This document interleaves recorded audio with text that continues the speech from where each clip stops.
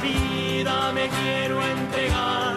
Toma mis manos, mi voz y mi andar, y yo alzaré alto la cruz derramada de amor para que sea bandera de la juventud. Yo triunfo santo que junto a mi canto se harán fuerte luz para que vean tu rostro, Jesús. Hombres con fe, hombres valientes que quieran seguir tu caminar.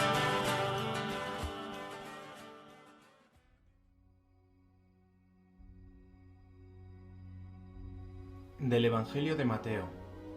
Se retiraron los fariseos y llegaron a un acuerdo para comprometer a Jesús con una pregunta.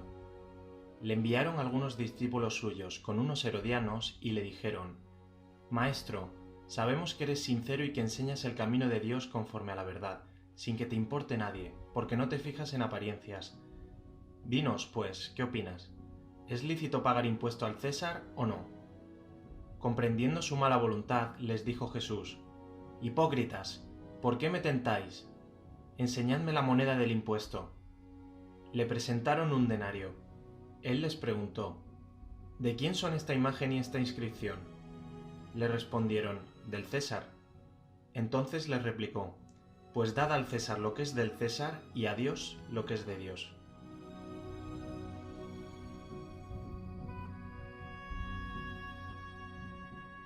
Bueno, yo creo que el Evangelio de hoy tiene como varias cosillas así importantes, pero yo creo que quizá la más importante, por lo menos para mí, es la respuesta que Jesús les da a los fariseos y a los herodianos, porque estos le preguntan: ¿es lícito pagar impuestos al César o no? Y claro, Jesús ahí se exponía, digamos, a un par de riesgos. O sea, por un lado, si decía que sí, se exponía, digamos, a que fuese acusado de traidor al pueblo judío, a la religiosidad, se exponía que fuese acusado, digamos, de colaborar con el Imperio Romano o algo así. Claro, allí los judíos pues no estaban nada de acuerdo con esa política de los romanos, ¿no? Y se sentían humillados y tal. Pero por otro lado, si decía que no era lícito, entonces los herodianos lo iban a acusar también ante el César de que Jesús pues no, que no se quería someter a la autoridad ni cosas así. Entonces Jesús da la respuesta que da, que es: dad al César lo que es del César y a Dios lo que es de Dios, que me parece brillante porque está diciendo pues que al final las cosas no van así, no funcionan así por separado, no es una cosa u otra. De hecho, yo creo que la mejor manera al final de dar testimonio del amor de Dios pues es un poco a través de nuestros quehaceres, de la vida cotidiana, de las cosas que ocurren en el mundo. O sea, es decir, siendo al final pues un buen ciudadano, dando ese ejemplo.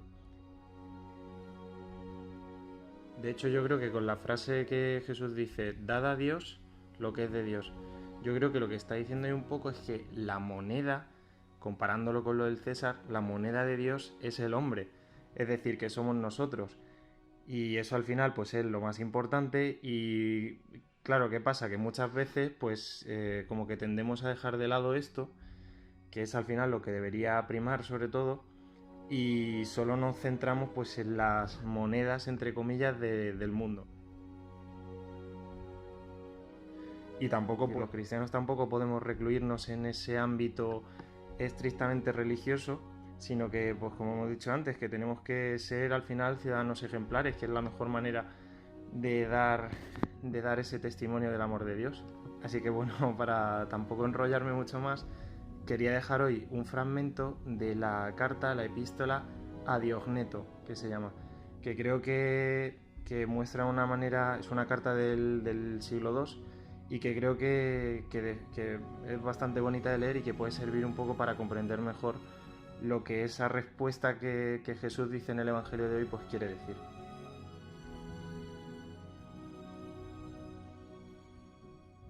Los cristianos no se distinguen de los demás hombres, ni por el lugar en que viven, ni por su lenguaje, ni por sus costumbres.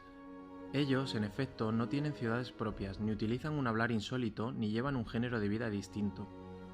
Su sistema doctrinal no ha sido inventado gracias al talento y especulación de hombres estudiosos, ni profesan, como otros, una enseñanza basada en autoridad de hombres. Viven en ciudades griegas y bárbaras, según les cupo en suerte. Siguen las costumbres de los habitantes del país, tanto en el vestir como en todo su estilo de vida, y, sin embargo, dan muestras de un tenor de vida admirable y, a juicio de todos, increíble. Habitan en su propia patria, pero como forasteros. Toman parte en todo como ciudadanos, pero lo soportan todo como extranjeros. Toda tierra extraña es patria para ellos, pero están en toda patria como en tierra extraña. Igual que todos, se casan y engendran hijos, pero no se deshacen de los hijos que conciben. Tienen la mesa en común, pero no el lecho. Viven en la carne, pero no según la carne. Viven en la tierra, pero su ciudadanía está en el cielo. Obedecen las leyes establecidas, y con su modo de vivir superan estas leyes. Aman a todos y todos los persiguen. Se los condena sin conocerlos. Se les da muerte y con ello reciben la vida.